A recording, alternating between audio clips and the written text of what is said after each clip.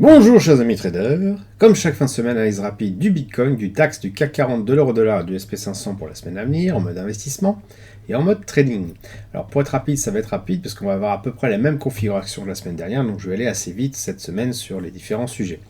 Donc la seule différence notable qu'on a par rapport à la semaine dernière, ce sont les news économiques, puisqu'on a quand même un programme relativement chargé, notamment mercredi soir, avec tout ce qui est côté Fed, à la fois les décisions sur les taux, la fameuse minute de la Fed aussi, et puis bien sûr quelques projections sur les années à venir. Côté Angleterre, on n'est pas en reste avec à la fois mercredi et jeudi des annonces soit sur les prix à la consommation, les IPC, ou sur l'indice PMI, sur les anticipations d'achat dans tout ce qui est manufacturier.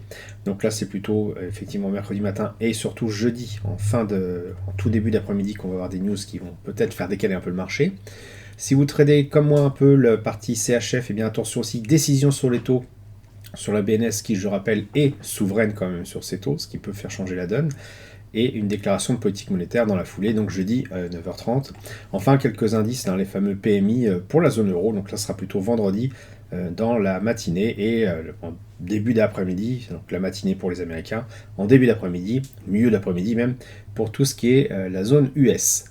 Allez, on commence tout de suite avec le Bitcoin exprimé en euros. Donc, comme vous voyez sur l'écran, c'est pour ça que je vous dis que c'est à peu près la même configuration que la semaine dernière. C'est-à-dire que sur l'espace d'une semaine, donc les 5 jours, même 7 jours, il ne s'est strictement rien passé. On reste dans notre tunnel de latéralisation, notre fameux range. Alors, ça ne veut pas dire qu'il ne se passe rien, c'est un petit peu exagéré de dire ça. Ça veut juste dire qu'il y a, parce que les volumes sont quand même encore là, il y a pas mal de préparatifs, de paris sur l'avenir, et donc il y a une possibilité que si ça se met à péter, à casser le haut de ce tunnel de range, finalement que ça soit quand même assez violent. À l'inverse, si on casse vers le bas, ce qui est moi mon scénario moins on va dire préféré, moins envisagé, eh bien ça pourra aussi descendre relativement brutalement vers le bas. Donc pour l'instant, on reste orienté à la hausse, peut-être pas tout de suite, on latéralise. Il y a un échange entre acheteurs et vendeurs sur des paris sur l'avenir. À suivre, mais par rapport à la semaine dernière, il n'y a pas grand-chose de plus à dire, en tout cas sur le Bitcoin exprimé en euros. Pour la partie DAX, c'est à peu près la même chose. Regardez le graphique, on a des bougies Akinashi avec des mèches assez longues, donc c'est caractéristique effectivement d'une latéralisation, d'une hésitation. On est en train de latéraliser, et je dirais que c'est à peu près le même scénario que pour le Bitcoin, en tout cas en termes d'évolution. Des volumes qui sont quand même encore à peu près présents, et puis un prix qui évolue pas, un point consensuel qui augmente, ça c'est les conditions idéales pour qu'on ait soit un fort pari à l'accumulation, soit à la distribution, c'est-à-dire à l'achat ou à la vente. Et donc ça peut péter certainement assez fort une fois que tout ceci sera décidé. Alors moi, mon scénario reste quand même relativement haussier. Pourquoi? Eh bien tout simplement, comme je le dis chaque semaine, lorsqu'on est en unité de temps mensuelle, on voit qu'on a RSI au-dessus de sa zone de 50. Le stochastique est bien orienté aussi. Bon, tout ceci est tout simplement aussi, il n'y a qu'à regarder en long terme.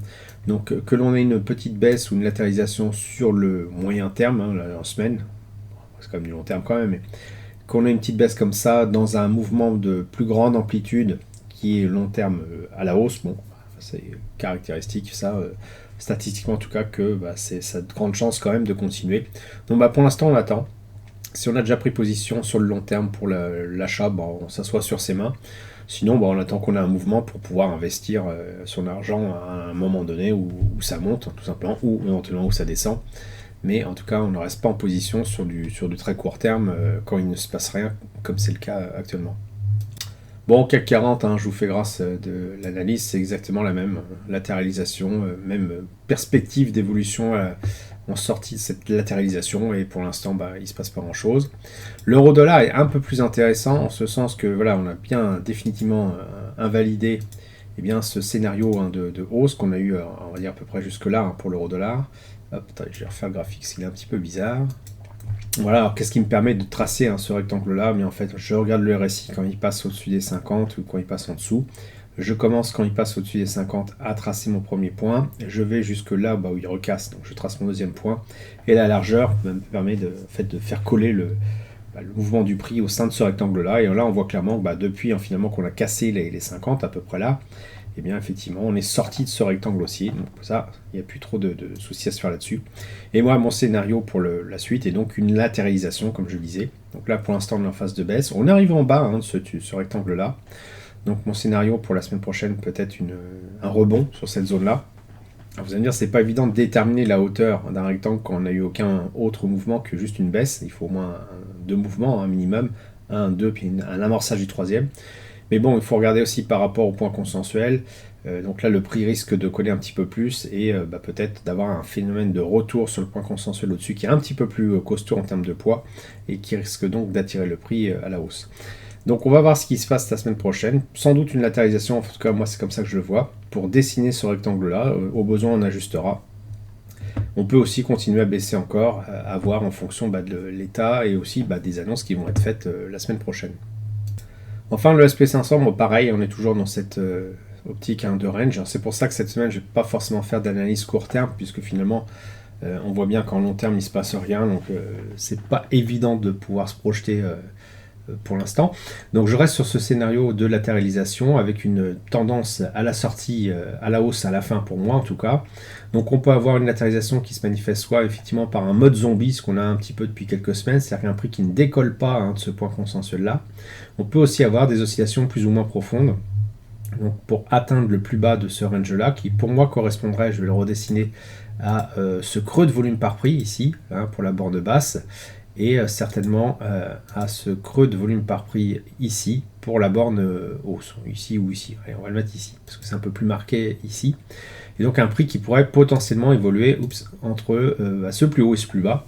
Donc à voir, et je pense que si on le touche, ce plus bas, la semaine prochaine, il y a de fortes chances que à ce moment-là, on puisse se projeter sur le court terme pour un retour sur le point consensuel aux alentours des 4510. Il a peut-être même légèrement augmenté. Il est plutôt ici, non, il n'a pas trop bougé finalement, 4510. Donc voilà. Mais pour pouvoir faire ce type de mouvement, attraper ce mouvement-là, il faut bien sûr s'écarter de ce point consensuel afin d'y revenir de manière un petit peu plus, avec un peu plus de patate. Voilà, j'espère que vous avez apprécié cette vidéo un poil plus courte que d'habitude, mais bon, c'est le marché qui veut ça. Si vous l'avez apprécié, merci de laisser un pouce pour m'encourager à continuer. Abonnez-vous à la chaîne YouTube pour ne rater aucune nouvelle publication. Je vous dis merci, et à bientôt sur le blog.